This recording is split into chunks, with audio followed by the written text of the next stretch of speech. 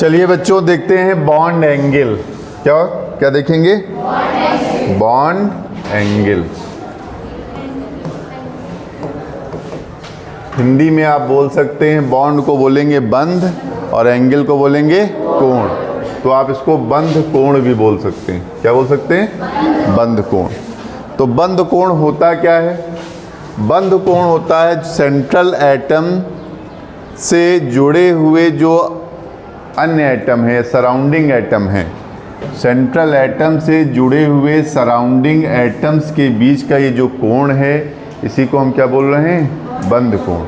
ठीक है, central atom से जुड़े हुए सराउंडिंग एटम्स के बीच का कोण क्या कहलाएगा? बंध कोण। ठीक, तो बंध कोण कैसे निकालते हैं? इनके निकालने के तरीके क्या हैं? पहला तरीका है हाइब्रिडाइजेशन के द्वारा। कैसे है? हाइब्रिडाइजेशन के द्वारा। हाइब्रिडाइजेशन का मतलब संकरण के द्वारा। जैसे मान लीजिए दे रखा है, एक है ये कोई मॉलिक्यूल दे रखा है, मान लीजिए BeCl2 है। क्या है? Barium chloride, BeCl2। और दूसरा दे रखा है SO2। क्या दे रखा है? और तीसरा दे रखा है आपका ये मान लीजिए मेथेन। ये तीन मॉलिक्यूल दे रखे हैं। तीनों मॉलिक्यूल की जो हाइब्रिडाइजेशन होगी वो क्या होगी? डिफरेंट होगी। BeCl2 की हाइब्रिडाइजेशन अगर निकाल लें तो कितनी आएगा भाई बेटा? इसका हाइब्रिडाइजेशन निकालना आता है।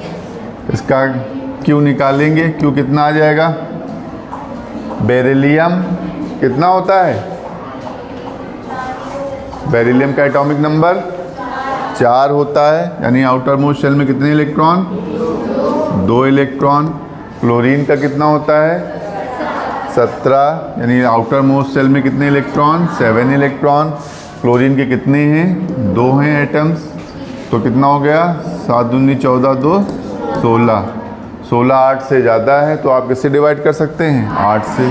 8 दूनी 16, यानी संकरण कौन सा हो जाएगा? Sp। सल्फर डाइऑक्साइड में निकालें तो सल्फर डाइऑक्साइड में कैसे निकाल सकते हैं? सल्फर का कितना होगा? 16 होता है। आउटर मोस्ट शेल में कितने आएंगे? 6 इलेक्ट्रॉन। ऑक्सीजन का 8 होता है, आउटर मोस्ट शेल में 6 इलेक्ट्रॉन। कितने हैं इसके? 2 हैं। तो 6 दूनी 12, 6 18 हो गया। 18 8 से ज़्यादा है तो आप किससे डिवाइड करेंगे? 8 से। तो 8 दूनी 16, कितना बच गया? 2 बच गया। तो जितना बचेगा रिमेनिंग पार्ट उसको फिर किससे डिवाइड करते हैं? 1 2 से। तो कितना हो गया? 2 1 3। इसका हाइब्रिडाइजेशन आ गया 3। ठीक, यानी इसका जो हाइब्रिडाइजेशन होगा क्या होगा? Sp2 होगा। CH4 में निकालें तो कार्बन का होता है 4, हाइड्रोजन का होता है 1, तो 4 1 4 4 4 कितना हो गया? 8। और ये कितना आ जाएगा बेटा? 4 आ जाएगा, यानी हाइब्रिडाइजेशन कौन हो जाएगा? Sp3। और आप जानते हैं Sp अगर हाइब्रिडाइजेशन है तो एंगल कितना बनेगा? 180 का बनेगा। कितना बनेगा? जैसा कि आप इसमें देख रहे हैं कितना बन रहा है? 180 का बन रहा है। इसमें अगर हाइब्रिडाइजेशन Sp2 है तो Sp2 होने पर कैसा बनेगा? ट्राइगोनल प्लेनर बनेगा। ठीक, Sp2 है ट्राइगोनल प्लेनर का मतलब है एंगल कितना बनेगा बेटा? 120।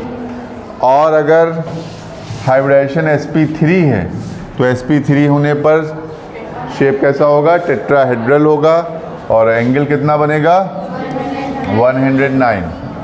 ठीक है, तो ये केवल हाइब्रिडाइजेशन देख करके ही आप बता सकते हैं कि बॉन्ड एंगल कितना बन रहा है। और उसका अगर Sp है तो कितना होगा? Sp होने पर 180 का बनता है, Sp2 होने पर 120 का, और Sp3 होने पर 109 का, और Sp3D होने पर कितना बनता है? 1